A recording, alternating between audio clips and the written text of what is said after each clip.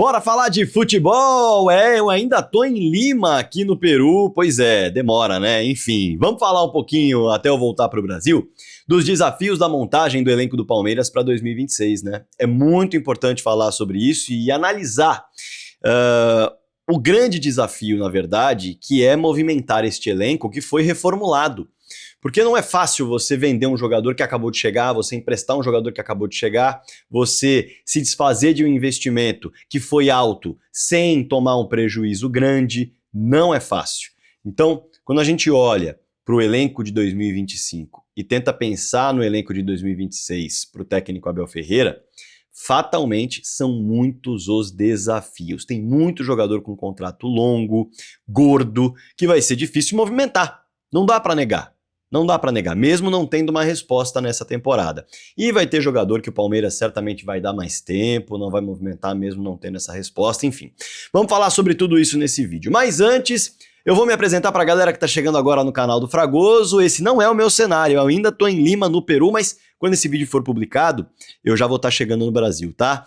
Prazer, meu nome é Rodrigo Fragoso, eu sou setorista do Palmeiras na TNT Esportes e produzo análises em vídeos sobre o clube nas minhas redes sociais. Essa que você está assistindo é uma delas. Ó, clica no botão inscrever-se, bora chegar nos 90 mil inscritos até o fim do ano, faltam menos de 1.300. Chega mais, vai, me ajuda nessa missão. Além disso, clica aqui no botão do like para já fortalecer o vídeo, combinado? Bora lá, mergulhar posição por posição. Eu não vou falar todos os jogadores, tá, gente? Os jogadores que não forem citados aqui, na minha concepção, são jogadores que já estão no planejamento de 2026. Eles não vão sair. Se vier proposta, não sairão. A não ser que seja algo muito absurdo, fora do comum e que nem está sendo esperado para ninguém, né? No máximo para o Vitor Roque. Mas tô falando aqui de movimentações que seriam relevantes para o mercado do Palmeiras, para o elenco do Palmeiras, para a comissão técnica do Palmeiras. Vamos começar na zaga? A zaga teve uma grande frustração de expectativa e outra queda de rendimento muito violenta que não era esperada, né? Vamos começar pela grande frustração de expectativa? O Mikael. Mikael foi contratado com a comissão técnica realizando o sonho de contar finalmente com um zagueiro canhoto de boa saída de bola, de bom lançamento, de bom passe e de boa visão de jogo. Isso não se comprovou ao longo da temporada. É um zagueiro formado no Atlético Mineiro, o Mikael, uma base que naquele momento não queria liberar o jogador para os Estados Unidos, liberou por empréstimo inicialmente porque não havia espaço no elenco principal, e aí o próprio Rodrigo Caetano falou que ele foi muito bem nos Estados Unidos, não tinha espaço no Atlético Mineiro para ele voltar, o Houston Dynamo bancou e o Atlético Mineiro acabou vendendo, mas apostava muito no Mikael. E ele fez o seu início profissional na Major League Soccer. Na Major League Soccer foi bem, como eu disse, zagueiro canhoto que chamou atenção pelos passes, pelos lançamentos, pela visão de jogo, pela boa colocação. E a parte física também é algo que chamou muito a atenção do Palmeiras. Mas é a Major League Soccer. E a Major League Soccer, ela dá mais espaço, os jogadores têm mais tempo para pensar, o ritmo é outro, a intensidade é outra. E o Mikael não conseguiu se provar no futebol brasileiro nessa temporada. Ele que tem 25 anos de idade, portanto tem margem para crescimento, tem contrato até 2029. Não foi bem, é verdade, não foi bem. Fez 28 jogos pelo Palmeiras, 25 deles como titular, e sempre chamou atenção mais pela insegurança, pelas falhas em alguns momentos, do que propriamente por conseguir achar bons passes, achar bons lançamentos, por fazer aquilo que fez o Palmeiras contratá-lo. Nesse momento, dá para negociar o Mikael? Eu acho que é uma peça muito difícil de movimentar. Por ser um jogador que estava na Major League Soccer e por ser um jogador que nesse momento não é um jogador barato, é um jogador que tem contrato longo no Palmeiras e é um jogador que inegavelmente vai ser difícil movimentar por isso. A temporada dele foi muito abaixo da expectativa, muito abaixo. E aí você vai se desfazer, digamos assim, do atleta como? Teve um investimento ali alto, 5 milhões de dólares, se eu não me engano, foram pagos. É um investimento que você pode tentar recuperar, ou mantendo o jogador no elenco apostando no crescimento, ou tentando emprestá-lo. Mas e o salário do jogador? Quem vai pagar o salário que o Mikael recebe hoje no Palmeiras? Eu não falo salários aqui, mas não é um salário baixo. Então assim, o Mikael é um jogador que não se provou nessa temporada, mas vai ser difícil mexer e movimentar o Mikael dentro do mercado. É um desafio para o Palmeiras. Será que vai movimentar?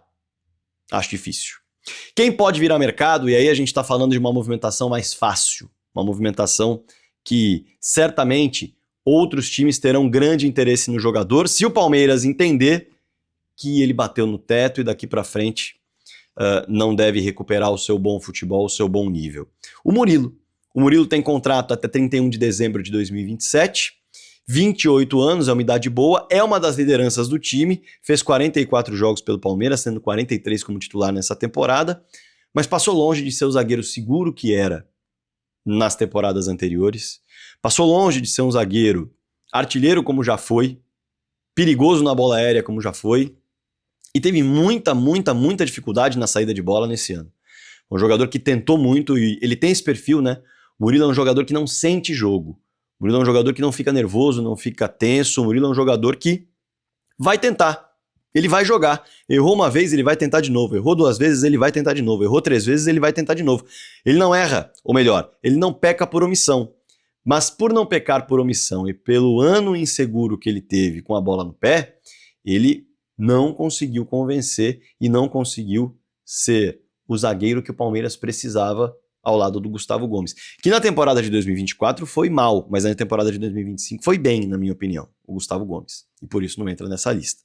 Mas o Murilo, se de fato a diretoria entender e a comissão técnica entender que é preciso buscar um outro nome, não dá para mexer no Mikael não vai ter mercado, Mikael não vai ter espaço, e é preciso buscar um outro nome para a zaga, o Murilo pode acabar sendo uma moeda de troca que o futebol brasileiro inteiro vai ver com bons olhos para recuperar o zagueiro de uma temporada fraca, mas um zagueiro que é muito bom. Ou o Palmeiras vai segurá-lo. Mas é uma peça que pode aparecer como oportunidade de mercado, até porque a temporada, na sua reta final, teve o Fux se destacando mais do que o próprio Murilo, ao lado do Gustavo Gomes, seria uma peça que poderia assumir a titularidade bem, e o Murilo indo para o banco, não sei se é uma peça que de fato aguentaria ou suportaria tanto tempo o banco de reserva, se de fato tornar-se um reserva. Pode virar uma boa peça de mercado para troca ou para valores. É um jogador muito bom que viveu um ano bem abaixo. Vai depender da avaliação da diretoria. Lateral. Lateral tem apostas para o futuro, né? Sem muitos testes. E uma das apostas, bem jovem e promissora, com mais tempo de Palmeiras, que não conseguiu se firmar.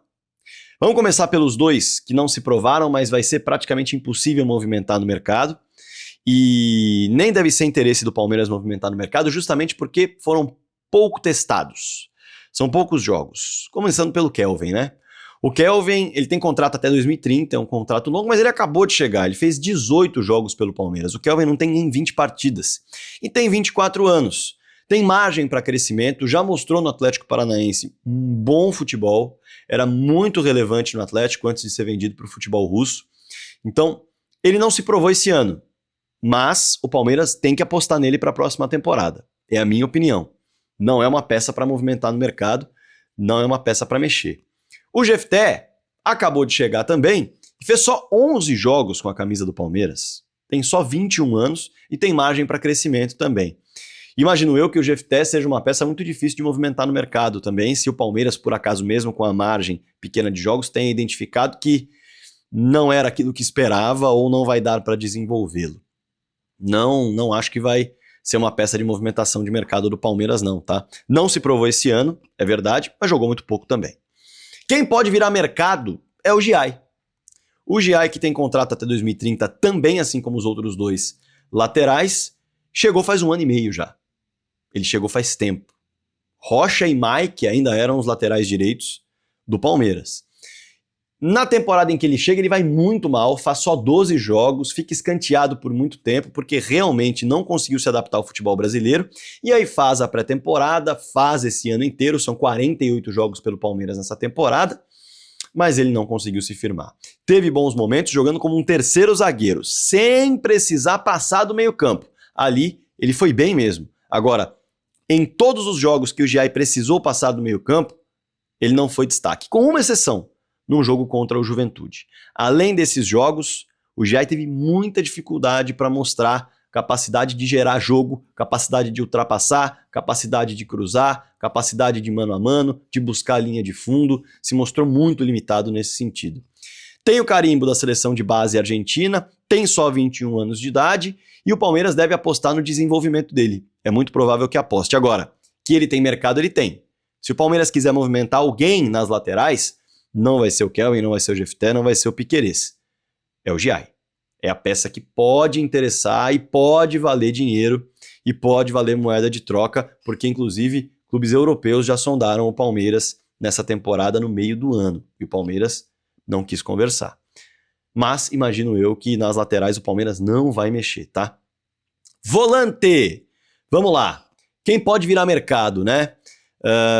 Lembrando que o Palmeiras foi para a final da Copa Libertadores da América com seus 2 volantes disponíveis, camisas 5.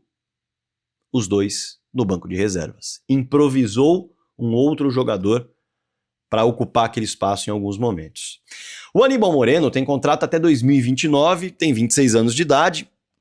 Foram 62 jogos em 2024 e até agora 54 nesse ano de 2025. Olha só. O Aníbal, ele teve um ano de altos e baixos, muito mais baixos do que altos, e muito marcante negativamente pelas falhas que cometeu em jogos decisivos e grandes, né? E isso acaba mexendo com o jogador, isso acaba mexendo com a trajetória desse atleta no clube, isso acaba mexendo com o psicológico desse jogador. E mesmo assim ele foi para a seleção argentina. Então, é um atleta que não conseguiu se firmar, não conseguiu pegar a camiseta e falar, deixa comigo que eu resolvo, vou virar uma liderança, vou virar uma peça fundamental, não vai dar para me tirar do time. Ele não virou esse cara, que outros jogadores conseguiram virar. Já é o 2º ano do Aníbal na equipe, e não é um jovem, tem 26 anos de idade. Esse carimbo da seleção argentina, ele é muito grande. Ele é muito grande. E pode ser interessante para o mercado. É um jogador com boa idade para negociação, é um jogador com carimbo da seleção argentina, é um jogador com 2 anos de Palmeiras e muitos jogos disputados, embora não tenha se firmado. Então o Aníbal pode sim ser um nome que pode virar mercado para a próxima temporada. O Emiliano Martinez, ele também tem contrato até 2029 e chegou nesse ano, diferentemente do Aníbal Moreno, né? Tem 26 anos também, jogou 47 jogos sendo titular em 36 deles e não encantou. Ele iniciou mostrando muita calma e tranquilidade no meio-campo, e aí a avaliação inicial, e de fato foi bem interessante, de que o Emiliano estava se adaptando bem e ia se soltar, e ia passar a ser um jogador que construiria mais jogadas, que conseguiria ligar a defesa ao ataque com mais qualidade também, e que ao mesmo tempo seria muito relevante na marcação. E no fim o Emiliano ele não teve momentos marcantes negativos na temporada, mas ele passou longe de ser destaque também. Ele não conseguiu se firmar, tanto que o Aníbal recupera a posição, mesmo num ano de bastante oscilação. E na reta final da temporada, o Emiliano não só perde a posição, como ele não perde só para o Aníbal. O Aníbal perde a posição também, e o Palmeiras vai para uma final de Libertadores com, teoricamente, um 5 improvisado e 2 5 no banco de reservas. O Emiliano tem o carimbo da seleção uruguaia, e isso também pode ser interessante para o mercado.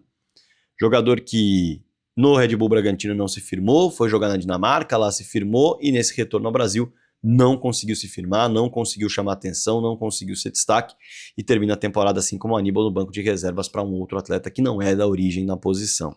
É outro jogador que poderia entrar no mercado. Entre esses 2 jogadores, eu vou dar minha opinião aqui, eu vejo mais potencial no Aníbal, muito embora o Aníbal venha de um ano com marcas muito grandes, psicológicas, com essa camisa, que podem impactar na próxima temporada, podem impactar no mental dele nessa trajetória. Mas o Aníbal, os altos do Aníbal foram muito melhores do que os altos do Emiliano, na minha opinião.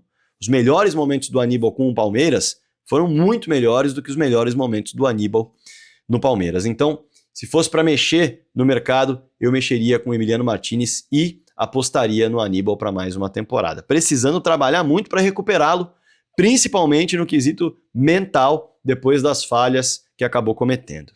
Meias, vamos lá. São números bons, desses 2 meias que eu vou citar, mas um desempenho irregular e bem abaixo do esperado, né? Quem pode virar mercado? Maurício e Veiga. O Maurício tem contrato até 2028, chegou a 1 ano e meio também, e ele não conseguiu se firmar na titularidade. Ele teve um bom primeiro semestre contra adversários mais frágeis, estamos falando de Campeonato Paulista e isso tem que entrar no contexto, mas na hora que o bicho pegou no segundo semestre, ele não conseguiu jogar. No primeiro semestre ele foi bem, mas também encarou lesões, né? No segundo semestre não teve lesões, mas não conseguiu fazer a diferença, não conseguiu ser o jogador que chamava o protagonismo como chamou no primeiro semestre. E acumulou ótimos números, ele chega com 21 participações em gols na temporada, mas praticamente tudo concentrado no primeiro semestre. O segundo semestre dele é muito irregular, muito abaixo mesmo. O Veiga tem contrato até março de 2027, tá na reta final, a gente tá falando de menos de um ano e meio para acabar o contrato do Veiga. E há pelo menos um ano e meio o Veiga não consegue render, o Veiga não consegue jogar bem, falava assim questões físicas, depois pararam o Veiga por um tempo, ele voltou nesse segundo semestre a jogar, teve momentos brilhantes, mas não conseguiu ser nada próximo daquele Veiga em termos de regularidade que já foi em 2022, em 2023, e é incrível, porque ele ainda tem 30 anos de idade, é um jogador que tem idade para jogar mais 3, 4 anos em alto nível. E o Palmeiras vai precisar entender o que fazer com o Veiga, porque é difícil repor o Veiga. E eu nem tô falando em questão histórica, porque o Veiga é um ídolo histórico do Palmeiras e assim seguirá. Mas contratar um meia de muita qualidade, com muitos números, é difícil de achar, não é fácil de achar. Não é fácil de achar, ainda mais um brasileiro. O Palmeiras está com limite de estrangeiros, né? E é um jogador que tem muito mercado, sem dúvida alguma. Se o Palmeiras dá sinal para o mercado que o Veiga está disponível, olha, muito clube vai tentar contratá-lo, muito clube vai tentar levá-lo, e se o Veiga tiver à disposição, ele acaba saindo.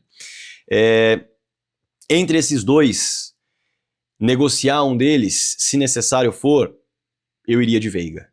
É um jogador que tem muita qualidade, tem muito potencial, mas ele não está conseguindo render. A direção vai precisar entender o que está acontecendo e se de fato vai apostar por mais uma temporada no Rafael Veiga depois de um ano e meio, pelo menos, de um rendimento muito abaixo e muitos problemas físicos também, apesar da pouca idade. Vamos lembrar que o Veiga é mais novo que o Arrascaeta, né? O Flamengo conseguiu resolver os problemas físicos do Arrascaeta. Será que o Palmeiras vai apostar mais um ano e vai resolver? Enfim. E vamos chegar no ataque, né? O maior desafio de todos, na minha opinião, porque todo mundo terminou o ano brigando para quem fica no banco e não para quem vai jogar, né? E todos muito difíceis de se negociar, com uma exceção, na minha opinião. Facundo Torres, por exemplo, ele termina o seu contrato no ano de 2029, chegou nesse ano, tem 25 anos, fez 60 jogos pelo Palmeiras com 9 gols e 5 assistências, números bem mirrados, sendo titular em 42 dessas partidas. Ele não conseguiu convencer do lado esquerdo, não conseguiu convencer do lado direito, não conseguiu convencer por dentro.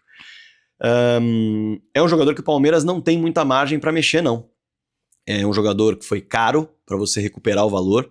É um jogador que emprestá-lo também não sei se vai ser fácil, porque é um jogador muito caro, veio da Major League Soccer como destaque. Então vai ser desafiador se o Palmeiras entender que o Facundo Torres não virou e tentar negociá-lo. Vai ser muito desafiador. Felipe Anderson, 32 anos de idade, tem contrato até o fim de 2027. Fez 51 jogos nesse ano, sendo titular em 34, com 4 gols e 3 assistências, números muito mirrados em comparação ao que ele fazia na Lazio, por exemplo. E é um jogador mais velho que ganha um salário muito alto, sofreu com muitas lesões nesse ano, então é difícil negociá-lo também. É muito complicado achar alguém para recuperar aquilo que foi investido nele. Ah, mas veio de graça, mas teve luvas também, né? Luvas é negociação do clube com o jogador e não clube para clube. Não foi barato o Felipe Anderson e não é barato o Felipe Anderson. E com isso, acaba sendo um jogador de difícil margem de negociação, na minha opinião, para o Palmeiras tentar fazer negócio no mercado. Pelo que apresentou, pelas lesões e por aí vai também pela idade. Bruno Rodrigues tem contrato até 2028 e tem 28 anos, voltou a jogar esse ano, fez só 10 partidas, é uma grande incógnita. É muito difícil do mercado absorver um nome como esse, ainda mais porque o Palmeiras fez um investimento alto nele, né? Então também é um desafio em relação ao Bruno.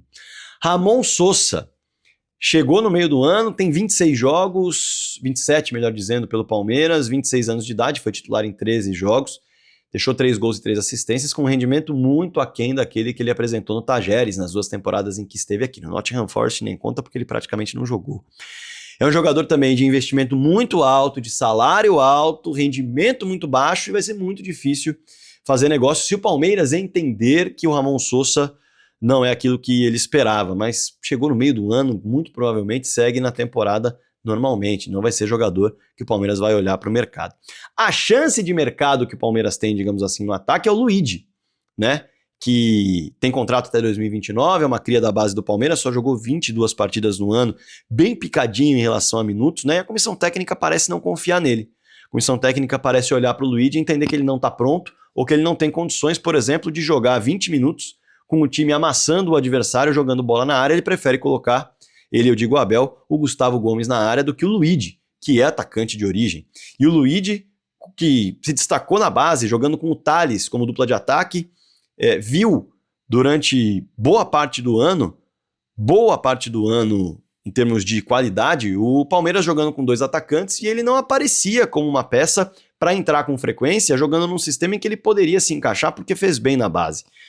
Então, por tudo isso, mas pela pouca idade, por ser criado na base, e a base tem um carimbo importante, o Luigi pode acabar sendo uma oportunidade de mercado para o Palmeiras conseguir fazer dinheiro, para o Palmeiras conseguir fazer troca. Tenho certeza que o Luigi teria mercado no futebol brasileiro, não é um alto salário, então daria para bancar, foi criado na base, um valor interessante pela promessa pode acabar aparecendo pelo atleta, pelo atacante. É um desafio, tá?